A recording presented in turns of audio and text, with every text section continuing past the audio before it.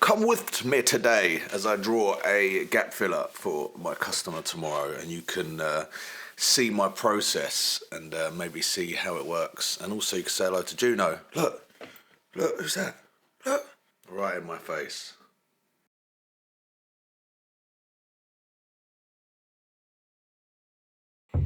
Right, so here's, I'll put it, let me move this.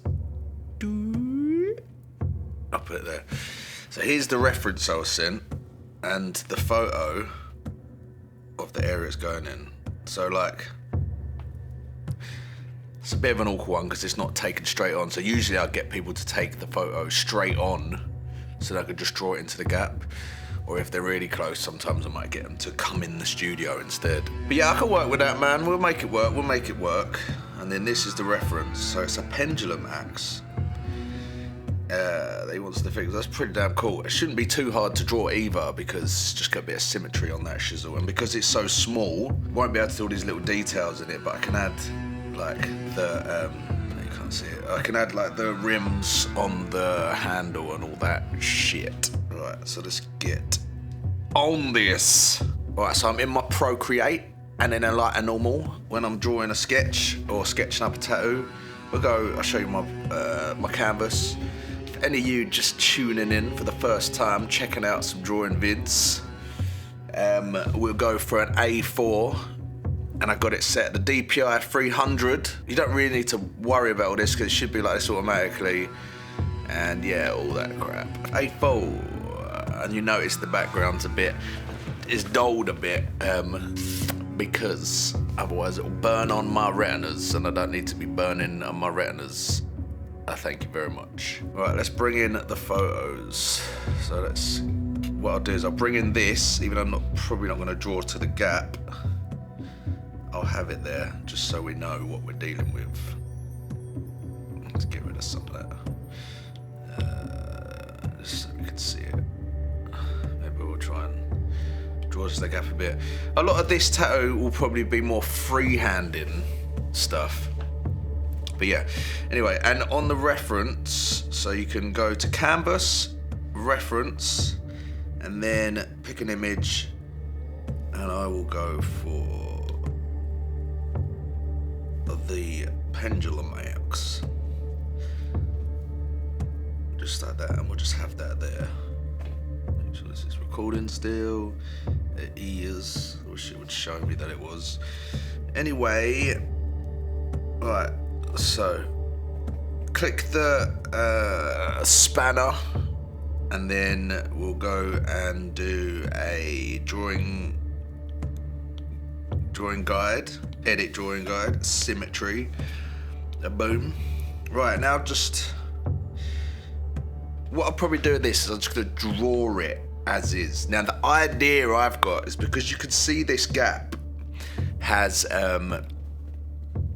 like, it looks like, if I draw on it, you'll be able to see what I'm talking about. It looks like it goes down here. So my idea is I'm gonna draw it like normal, and hopefully with the size I draw it at, it could fit like this, depending on the size there, and it'll go down in that gap. Otherwise, what we'll do is maybe I'll talk about having a broken handle. So it will be, oh shit. Let's draw that again. So it will have the axe head, like I just drew, a blah, and then part of the handle there, smashy bits, and then part of the handle there, and that might look pretty cool. Plus it'll fill out a bit more space, a bit more fun, you know. Do a little bit of background, smoky, shady stuff, and then just yeah, go from there. But yeah, so that's my idea. But that the broken handle part will have to be a part that I freehand. So I'll literally take the stencil, if it comes to that, take the stencil, rip the stencil in half where the handle is, and just place the two stencils then freehand on the shards of wood or whatever. But I mean, yeah, this one should be probably gonna be quite a small little one today. Look what I've done already straight away. Let's just turn off the symmetry, draw over that part. Oh, it's still doing it. Go away. Oh, can I just delete it with this? Oh, there we go.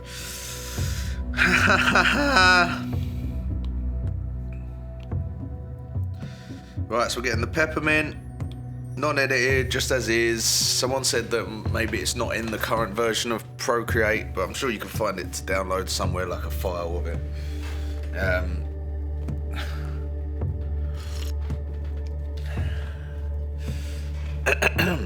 Right, so am I in focus on this shit? I better have been in focus that whole time. That'd have been annoying. Right, so let's just actually, I'm gonna use been using the medium airbrush recently to do like the rough sketching with. Don't ask me why, I have no idea. I just felt it felt nice. So there's not, I'm kind of just making shapes up for this one. I don't want to do it exactly the same because that's boring, but it'll be kind of kind of similar, and I'll add my own little, you know, stuff to it. Or maybe I'll bring it like I've seen some that kind of come down a bit more up here. Yeah. So the bottom's a little bit longer than the top.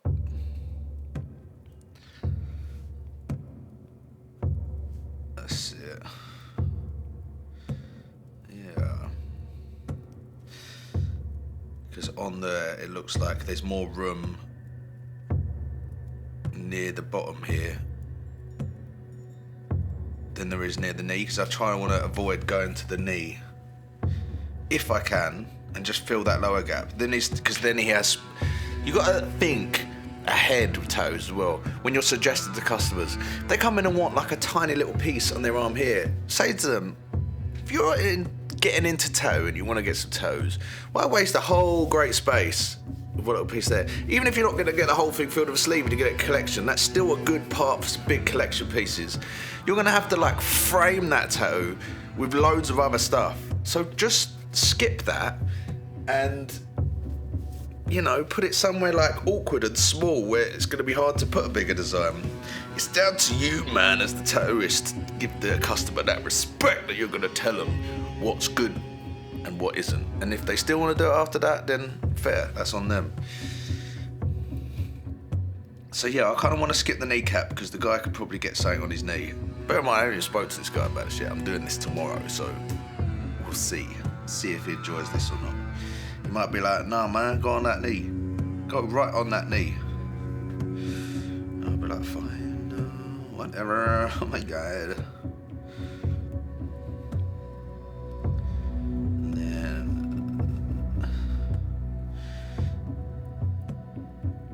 yeah, something like that. So I don't know how long it's gonna be. We'll just go down to here. I'll put some like, hold it. Yeah, maybe a bit of a loose, some hilt at the top, because it looks like the detail is going to be quite weighted at the top of this.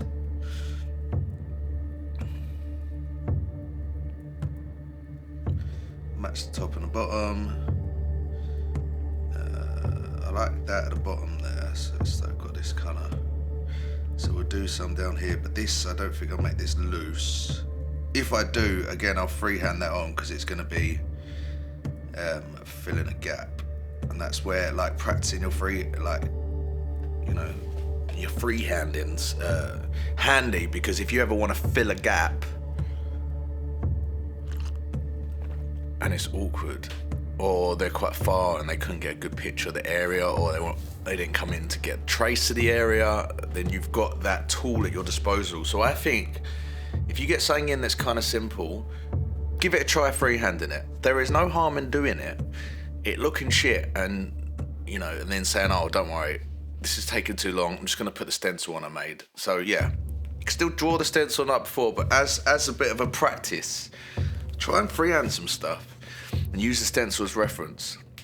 Because trust me, it is like, it can be really good in sticky situations when you have to draw stuff to fill gaps. I think I'll make the blade a little bit more used as well.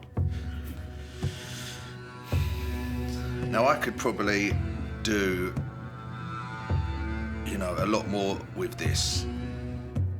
If I had more space, it'd be nice to put some extra bits on, some like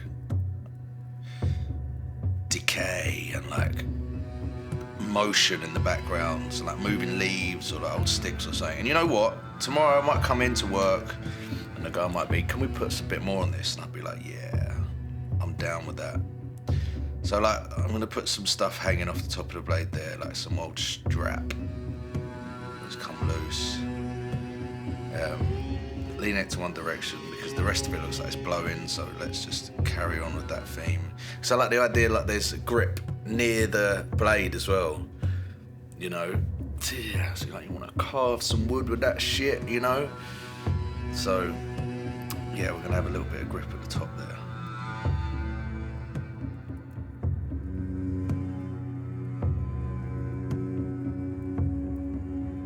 Right, sweet. So see, this is what I'm talking about. This is I'm rushing into it. Didn't even make a new layer. Now I've got to cut it and paste it in a new layer. Right, remember to make new layers for everything.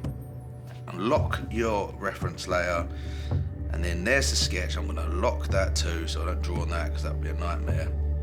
Not that it really matters until you're lining, but still it is annoying if you want to rub bits out and it rubs part of the underneath sketch off as well.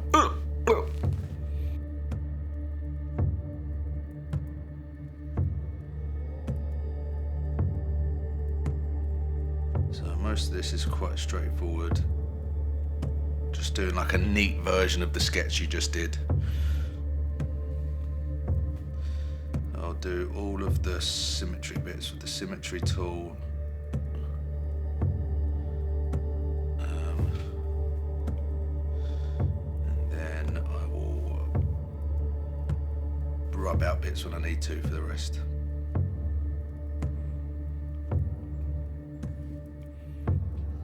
And then when I'm weathered with this, like, because obviously you get the blade goes like straight and then thin, right? So you got that sharp edge. But when it slices through something, that straight bit's gonna catch on the stuff it hits. So you get these like, you probably look at axes and think, well, that doesn't actually happen. I don't really care. This is what I imagine it to happen. This axe was made to smash through stone dragons or some shit. So it's got marks all over it where the blade, and it helps you without having to line it, give good like indication that that's where the sharp edge is. Not like it wouldn't be too unobvious anyway. But whatever. This is it, man. This is how I'm going.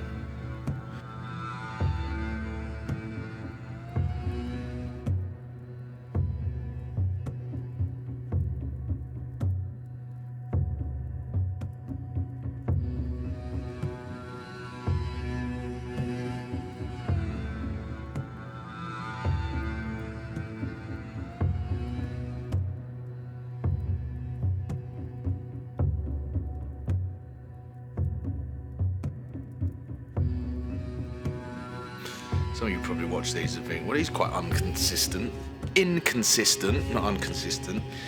I think in some of the last videos, I've used paper textures, I've drawn in 350 DPI because I really thought it made a difference, and it did, but then I got bored of that and tried something new.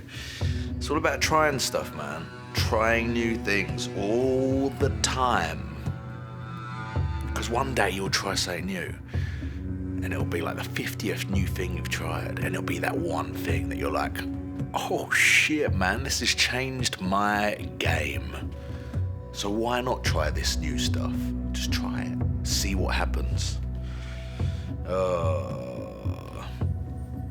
Turn this mic down a bit. Oh, that was in my face. I'm gonna ruin the sound now. Yeah.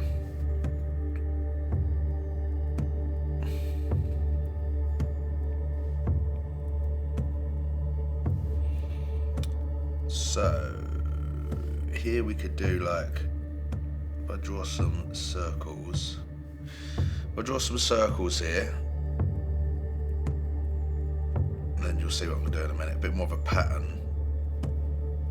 God, this tattoo's gonna be small. This is gonna be like hard work. So draw the triangles going down,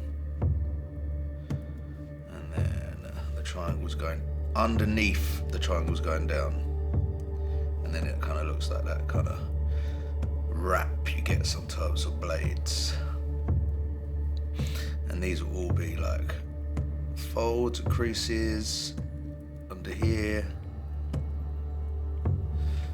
Yeah, get that bit of a shadow.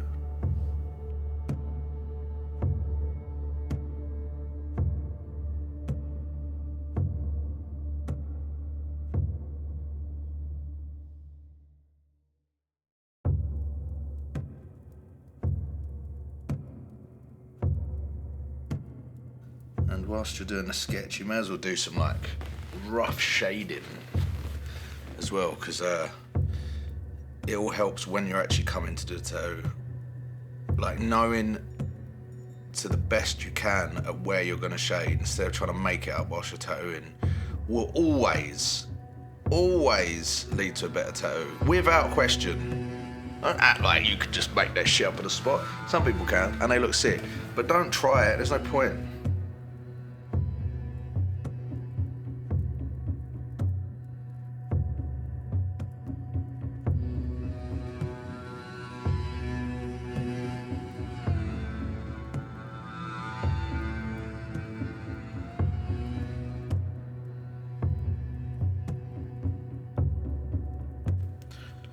To turn off, I set this little dude, this little square here, as a shortcut, which you can do if you're going the spanner, prefs, I think it's under gesture controls, and then, what was it under?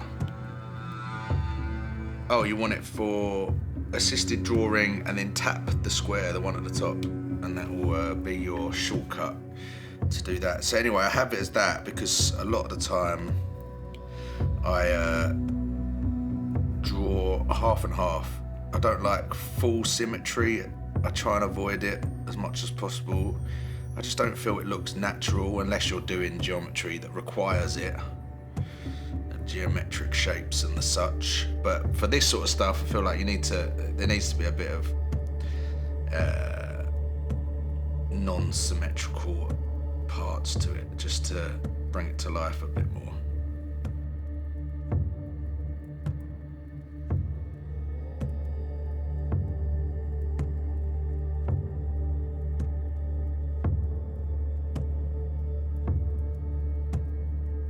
Bet you any money, I finished this and he says he doesn't like it, and then I'll put the tattoo in this video so you can see it finished, and then you can see if he decided he liked this drawing or not.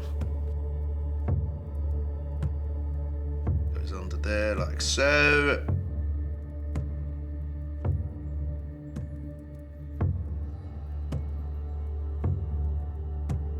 And then all of this will be quite dark here.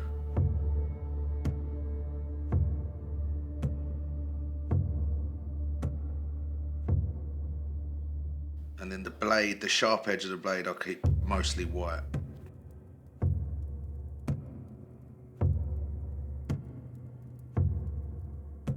And that'll give the customer, a good idea of what to expect. If I had a flat image, I would have drawn it into the gap, but I do not. So what I'll do is I will now send him this design, tell him my ideas for if it doesn't fit, and then if he's happy with it, then I'll line it. I'm not going to line it now because if he wants to make changes, then lining it's a waste of time. But I can it would take minutes to line it in the morning, just put a rough stencil together. And yeah, I think that's cool. I'm happy with that. It's a nice, quick and easy one to sketch out. Obviously, if you're not too familiar with drawing these sort of weapons and things like that, just get yourself get some reference. Just find some more. Like obviously, he sent me something, so I've just used that. But you can find some others as well. Find some cool shapes and stuff like that. it's always good to chat beforehand to the customer a bit more and see how far you can push the design, see if you can make something a bit more unusual, just be a bit more fun than doing like a straight up thing. And yeah, and then once the tattoo's done, if I can set up a camera, because it's gonna be an awkward place to film, I'll try and time lapse a little bit of it maybe, or film a little bit of me tattoo. So yeah, guess what? He did change his mind. Well, he didn't change his mind. He like last minute decided that actually he wanted it more of like a double scythe shape, which you'll see in the video in a minute. But that's absolutely fine. I don't mind doing it. I don't mind redrawing stuff. It's as long as it's something easy enough to do in the morning. I don't mind freehanding in details or making, you know, new parts to add. But what I do mind is when big changes are made. Like, for example, if he'd have said, oh, actually, you know what, I want, I don't know, a gun instead of a blade, I'd be like, God damn it, man. Come on. That's a whole new tattoo. Like when I'm doing faces, the worst one ever is, oh, can we have the face actually slightly turned to the left? And a little change to someone else is a massive change for you, because everything in that design pretty much has to change. You know, if you're drawing profile or like a straight on a portrait pose of the face, and then you've got to change it slightly to the left, then that's some real work right there. That is some real work. So yeah, but anyway, that wasn't the case here. All I had to do was kind of half the blades, and yeah, we cracked on and got it done.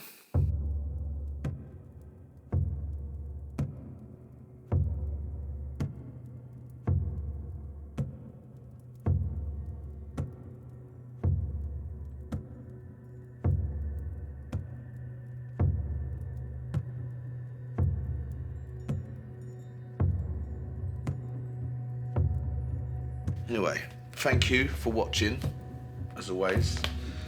I love you guys. You are fucking cool, and that was fun.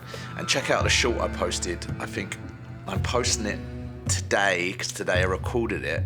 This video probably won't be up till a week after, so I don't know why I'm telling you to check it out now, because you might have already seen it. But if you haven't, go back and check out the short, because I did a little short story for the fucking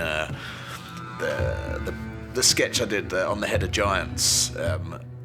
Yeah, man, just a little thing, just a little cool thing, just to, you know, spice it up a bit, because that's what it's all about. It's about the stories that go on in your head whilst you're drawing this stuff. So anyway, yeah, man. Massive thanks to all my Patreon members. I love you, and your support is how this shit goes down. And you'll probably see this before everyone else, because you're cool as fuck. And everyone else, I love you, and you're fucking cool, and fucking yeah, like totally whatever, man. Yeah, man. Goodbye.